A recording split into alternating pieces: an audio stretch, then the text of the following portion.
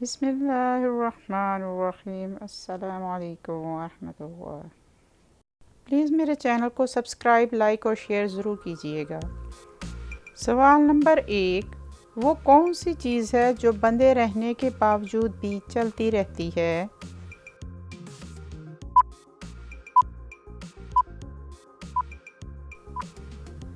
जिसका सही जवाब है घड़ी।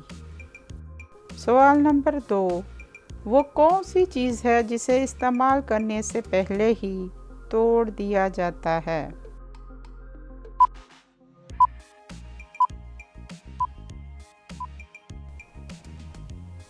अंडा, अखरोट और बादाम ऐसी चीज़ें हैं जिन्हें इस्तेमाल से पहले ही तोड़ दिया जाता है।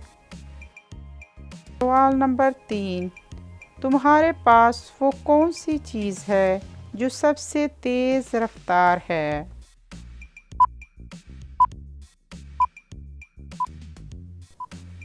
इसका जवाब है ख्याल। सवाल नंबर 4, औरत के जिस्म का वो कौन सा हिस्सा है जो इंसान खाता है?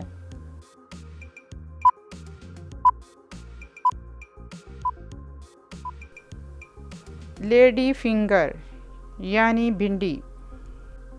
सवाल नंबर 5, उस बड़े आज़म का नाम बताएं जिसको उल्टा भी पढ़ा जाए तो उसके नाम में कोई फ़र्क नहीं पड़ता।